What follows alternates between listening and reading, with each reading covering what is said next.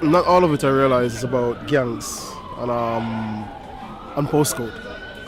Just last week Friday, unfortunately, I was at the witness a situation which resulted in a life being taken. It was simply a case of two young persons having an argument about something that wasn't necessarily that great. But it was great enough for someone else to lose their life. It was great enough for another young person to also possibly be in jail for a very long time.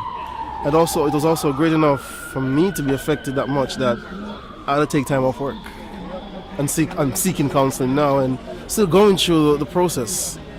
So I guess the community is not sure what they need to do. We are caught up in a place where something is happening that we have no control over.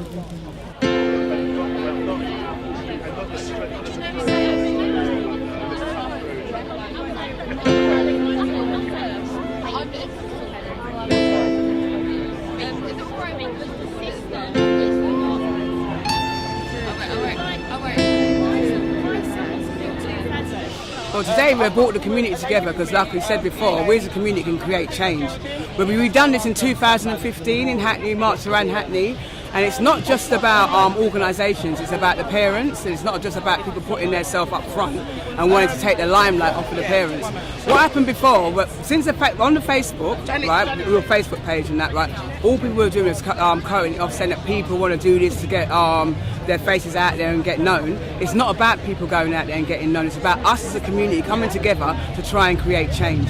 And the only way we're going to create change, like, we can't just leave it to the police to create change, we need to create it ourselves. So how actively, apart from marching, is change going to be created? Well, what we're doing at the moment, right, we've got young people going out in schools, right, that do the knife awareness workshop called Sharp End. We've got outreach teams that go around Hackney and Islington, and our outreach teams are not just adults, they're young people as well.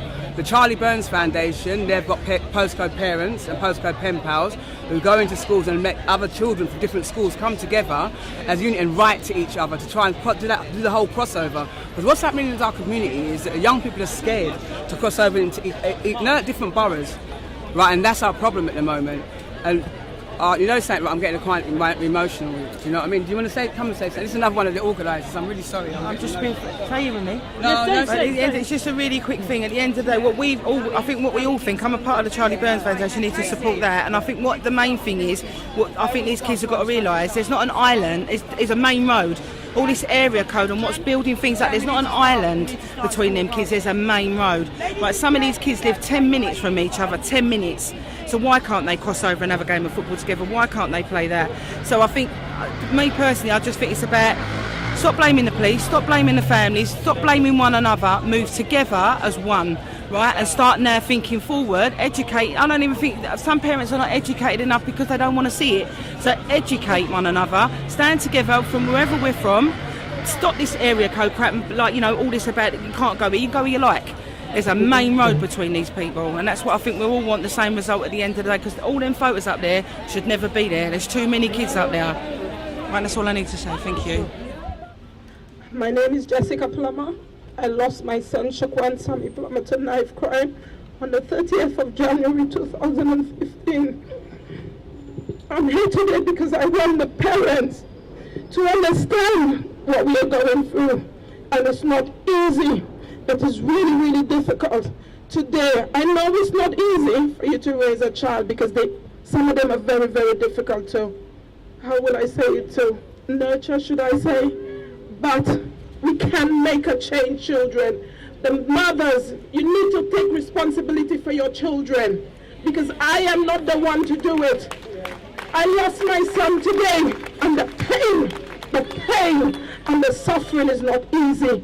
And today, I am here to say I've joined the Charlie Burns Foundation and the Shaquan Sammy Plummer today just to make a change, to see what we can do to help the children. Because today my son is not there, Shaquan is not there with us, but I know his spirit is with me. And because of Shaquan, I'm telling you people, I want to talk to the children, the youths.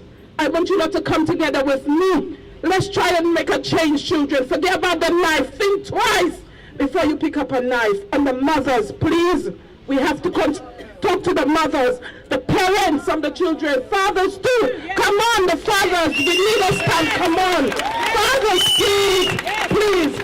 I room check one father was looking, but we need all the fathers together. And also, I need to say to my friend Tracy Hansen, we need to support Tracy, because she's still looking. Yeah, Tracy needs justice for her son. And I remember when I was going through it, I was sitting down and pleading and begging people to come forward. And it was hard. But today we need to help Tracy together as a community. We need to help her get justice for her son. Please, I'm begging you guys. It's not easy. I'm suffering. I'm going through a lot. Today I'm suffering. I'm home. I cannot leave my house because every single day I'm hearing the stabbing. And it's not like another child dying. It's like my own son being dead again. And people, I'm begging you, Lord, please, I'm begging you, Lord, I'm on my knees today. Please, please, for me. Work together as a community. You need to. Like the saying goes, united we stand, united we stand. They're not looking out for our youths. The only one is Renee. This is Stefan.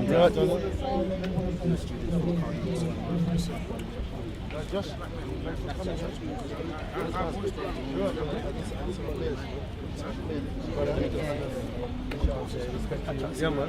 What's that?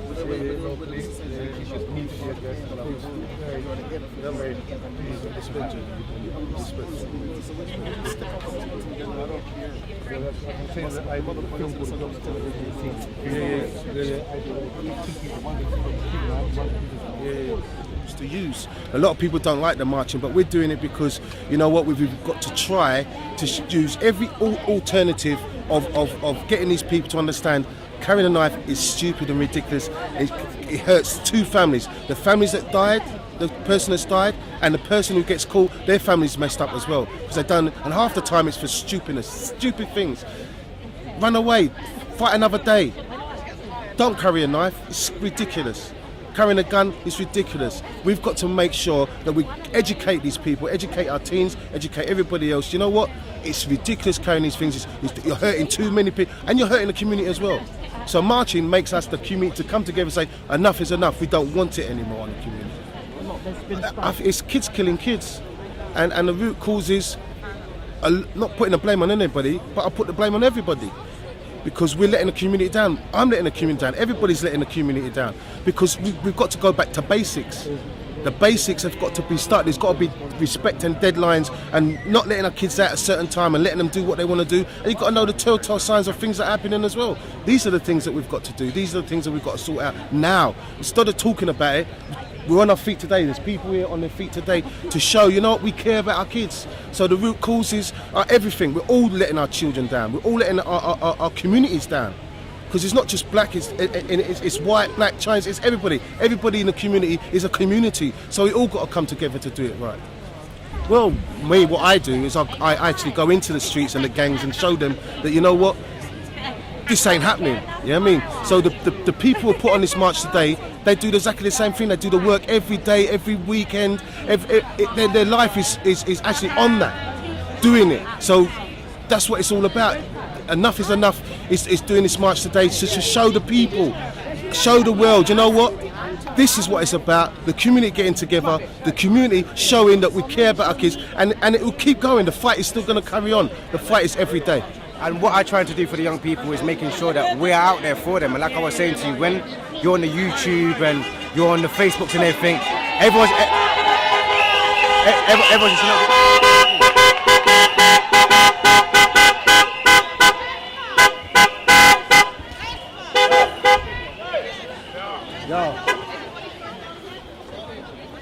Yeah, go on, as you're saying.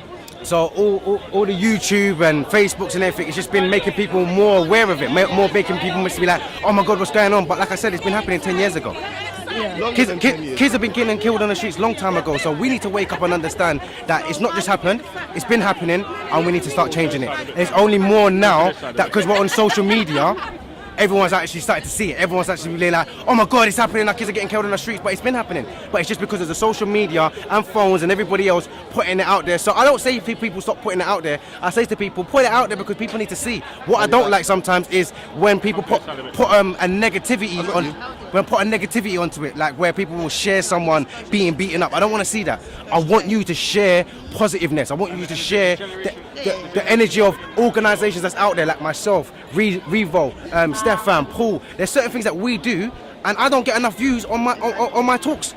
But I guarantee you, if you will view someone getting stabbed up on the street, you get 1.something million, and everyone's all like, oh my God, oh my God. What about the people that's active? What about the people that's actually on the front line? How come we ain't trying to save them? So that goes back to So the you're on nature, the front line? Sorry. that goes back to the nature and nurture thing, yeah? Society is happy with violence, yeah? Society wants to promote violence, society loves it, but then when it hits their door, then it's, oh no, we need Exactly. to go It's and the stop truth. this thing. So this thing is actually a mirror image of society's life and their thought process and the way they live and the way they think and the things that they love for entertainment. Yeah. Yeah? And when entertainment now has become a reality, it now becomes a problem. Now, And we don't want to start becoming numb to it. I think before You the tell me what the solution. root cause, what you feel the root cause is. I think the root cause for me, people need to understand. And when you're looking at the newspaper and you see someone saying a young girl's got 6 GCSEs and she might be going to Cambridge, you'd be like, wow, that's amazing, and you just walk past it and just turn the page. But if you see child got murdered 7 times, rare, you want to read the whole story, back to front, what happened, rare. How comes our mind and our process always attached to negativity? well, I want to add to what you're saying as well. As a culture of people, there's very few cultures on this planet who gravitate. Listen. There's very few cultures on this planet who gravitate to wanting to listen to music that glorifies murder, sexual abuse, assault, and all these sorts of things. And then when it becomes a reality in their life, they want to complain about it. Yeah? How can you listen to music around your children that promotes violence and all of these sort of things? As we said earlier, what love songs are there right now? I had to ask a kid the other day, tell me a love song. There is no love songs. So if these kids are growing up with no love songs and no love or nothing in their heart and no one's selling them love, then what do we expect them to do? The kids. They can only vent what they've learned. The kids are, from my generation, for example, yeah. Like I said, I've met these guys up today. We were talking, right? And I'm an ex-gang member, so that's how I've met up with Chris, right? The generation that we're in right now, right, has lost respect in terms of the people we're talking to, the people we're meeting, and as I said, our culture has been shown that there is no kings, there's no respect. Like when he said that with the saying with nature and stuff like that, if you look at us as a whole, yeah, we're the only culture that's been shown that we're worthless in the media, that we don't stand for nothing, that we don't have no businessmen, we don't have no men that are doing something good. Definitely. Like we have men that are doing stuff that's bad. Yep, drop the knife to save a life. I love that saying. Drop the knife to save It's a nice life. that you're smiling though, because you know what you've been through is quite Yeah. tough. If I don't, I reckon I'll turn crazy. Yeah. So, not that I'm smiling, but Staying positive. yeah, I've got That to. energy to see. I've got to stay positive. But when it's on your own doorstep, not even on your own doorstep, inside your own house, reality kicks in. You know what I mean? So it took something like this to happen to my son to wake me up. You know what I mean? So what I would like to do now is wake up all those out there so it doesn't happen to their child. Because you wouldn't like to go for what I've been through. It is not nice. Still going through it. It's not good. It is not good. It's not good. How's everybody doing? Like your family, your wife, your children? Well, they're, some of them are struggling with it. Understandably, some of them are struggling with it. His mum's, she's in a good place now.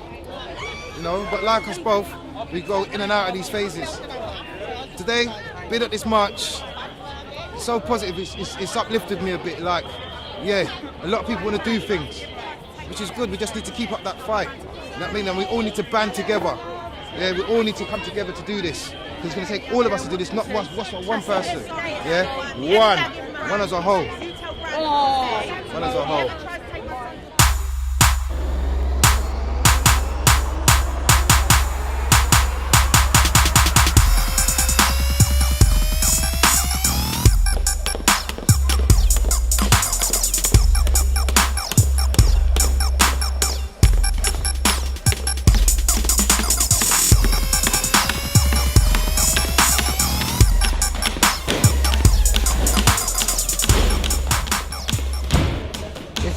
see a lot of youths killing each other, and you know, it's just a loss of life. You know, it's a loss of life. It's always a sad thing. We've got the families, friends, and like they will never get over it. So I think like something has to be done to combat this because too many lives have been lost. For me, like growing up, I was surrounded by crime, be it drug dealers, you know, like violent crimes, and it was just the norm. So maybe this is like 20 years ago, and it seems like the same things is going on. I used to be around like stabbings as well, like drug dealing, and it's sad to see that nothing's changed. I went to prison.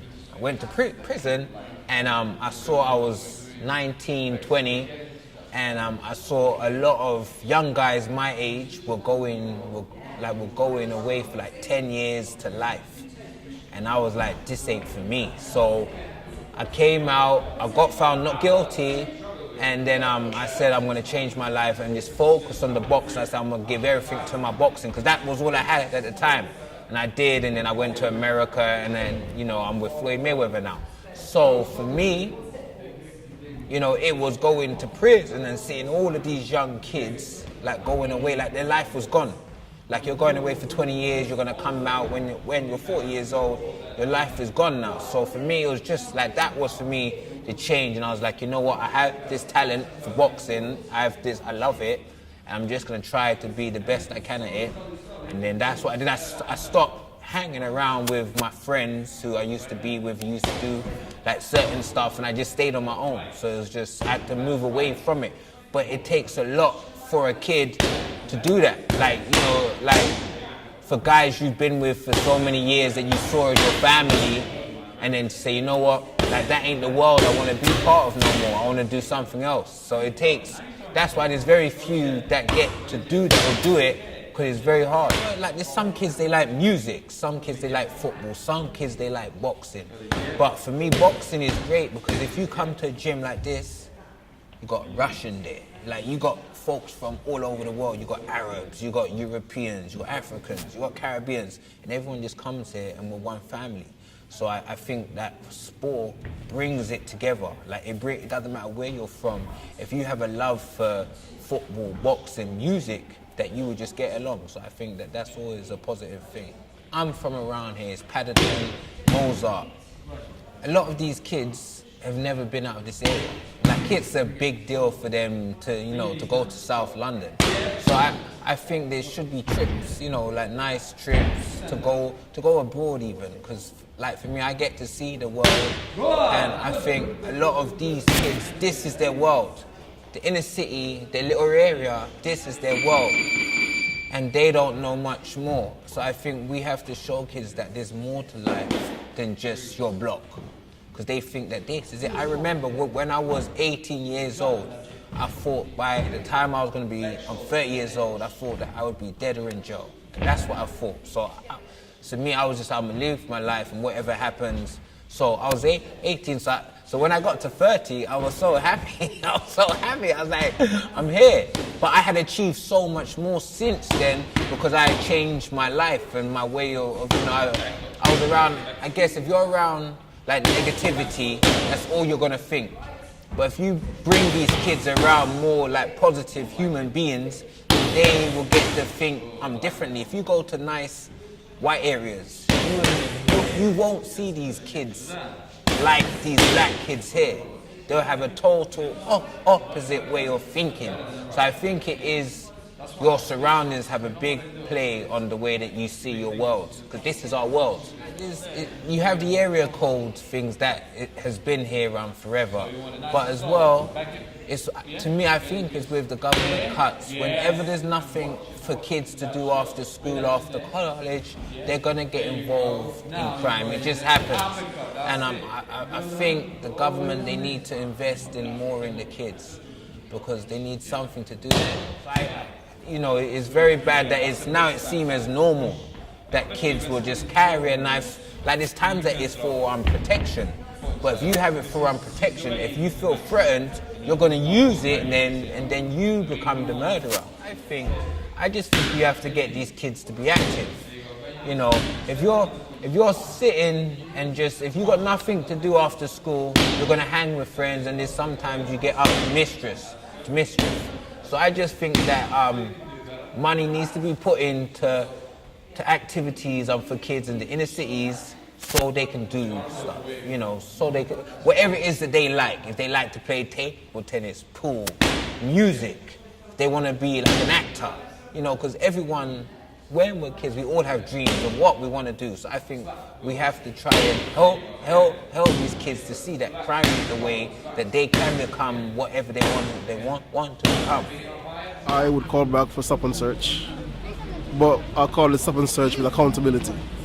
The article that really affected our community back then, we need to go back to the politicians and rectify how can we get this stop and search in place without the harassment, without the racist part of it. But the community, we have to do something. We have to make a decision. Either we bury our kids or we write a few complaints about police harassment. And something has to be had immediately. In the short term, something has to be done. And to actually put your hand on a human being's chest and try to stop that blood flowing, and when you look at your hands, you got blood flowing through your hands, and you're thinking, you cannot stop that moment. It was a second. You can't stop that moment. You cannot bring that life back. And it really impacted me in that sense. It really did. It really created a sense of, what can we do? I must be able to do something to stem this blood flow. Because it's almost like someone cut a vein in our society, and there's a flow of blood that's flowing, and we seem to be unable to stop this. Do you know the name of the child that was killed? He's a young man. He's 26. So he's a man. The newspaper say his name was Bilal, from Sierra Leone. That's what we know from newspapers. And another young person again. I said both life been lost. A mother somewhere is grieving for the death of her child. A mother somewhere is grieving for the loss, in the sense of that young person being in prison, could be in prison for a very long time. You know, and this sort of really, and when I look at it, as Stephen said, it's the impact, it's a domino effect on the wider community. I was only a stranger walking past. But I have this thing that I've got children, I've got family, I'm a human being. It's impossible for me to see a situation as such and walk away from it. Someone said to me, will you do it again? Yes, I will do it again. I'll always attempt. That's what we ought to do all the time. And I feel strongly that there's a fear going on in our community where the responsible adults are not necessarily playing their part they need to play. They're not necessarily asking their children certain questions. They're not necessarily tackling certain things that they see their children doing. And it's going too far. It's gone too far. You know, we are losing this battle. At the moment, we are. Yeah. That's my piece.